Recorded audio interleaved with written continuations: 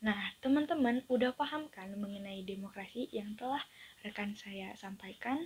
Lalu apa sih hubungan antara demokrasi dan Indonesia? Tentu akan saya bahas kali ini mengenai Indonesia menganut sistem pemerintahan negara demokrasi konstitusional. Sistem konstitusional tersendiri itu pemerintahan berdasarkan atas sistem konstitusi atau hukum dasar. Coba kita flashback yang dulu nih. Demokrasi yang sesungguhnya itu adalah seperangkat gagasan dan prinsip tentang kebebasan yang dibatasi oleh aturan hukum atau konstitusi. Sependapat nih dengan Budiarjo pada tahun 1998 mengidentifikasikan demokrasi konstitusional sebagai suatu gagasan pemerintahan demokratis yang kekuasaannya itu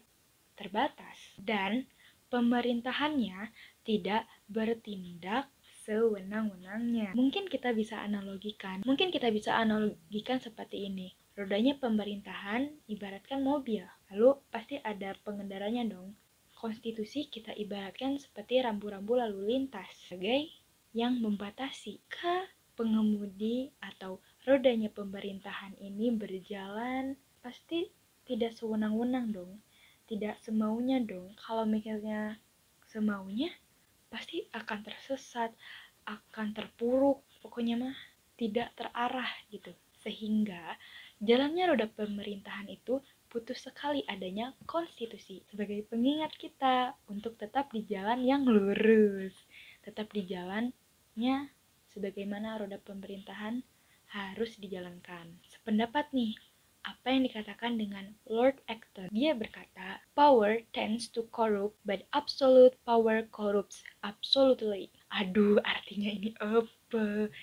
Artinya, setiap orang mempunyai kekuasaan cenderung untuk menyalahgunakan kekuasaannya. Tetapi, orang yang mempunyai kekuasaan tak terbatas sudah pasti akan menyalahgunakan kekuasaannya. Demokrasi konstitusional ini punya nama lain loh, atau maksudnya ada istilah lain lah ya untuk demokrasi konstitusional ini. Yang pertama, constitutional government. Yang kedua, limited government. Yang ketiga, restrained government. Kalian udah paham kan mengenai demokrasi konstitusional itu apa? Kembali lagi ke pembahasan, yaitu Indonesia menganut sistem pemerintahan negara demokrasi konstitusional. Apakah benar?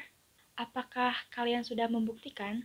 Untuk menyamakan persepsi, yuk kita buktikan dan membuka Undang-Undang Dasar 1945 sebelum amandemen. Itu ternyata ada pernyataan di bagian penjelasan. Ada bagian yang menyatakan, yang pertama nih ya, Indonesia ialah negara yang berdasarkan atas hukum atau Rechtsstaat. Maksudnya negara Indonesia ini berdasarkan atas hukum Rechtsstaat, tidak berdasarkan kekuasaan belaka atau Machtstaat.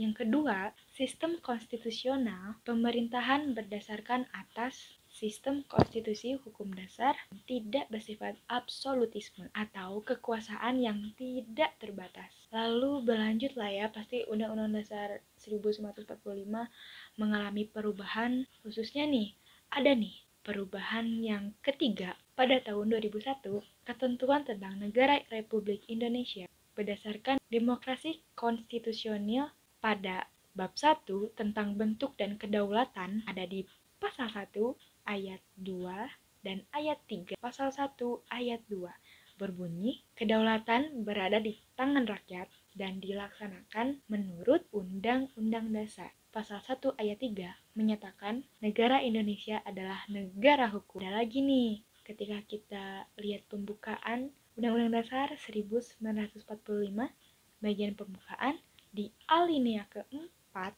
pada sila keempat, kerakyatan yang dipimpin oleh hikmat kebijaksanaan dalam permusyawaratan perwakilan. Sila tersebut bercirikan sekali demokrasi pada bangsa Indonesia. Nah, jadi gimana nih teman-teman? Percayakan bahwa Bener, Indonesia ini menganut sistem pemerintahan negara demokrasi konstitusional. Identik nih ya, memang demokrasi itu bebas, tapi ternyata terbatas. Terbatas oleh konstitusi atau hukum dasar, sehingga jalannya roda pemerintahan sesuai dengan apa yang harus dijalankan dan sesuai dengan aspirasi rakyat. Oke, pembahasan selanjutnya akan dibahas oleh teman saya yang lebih menarik lagi. Oke.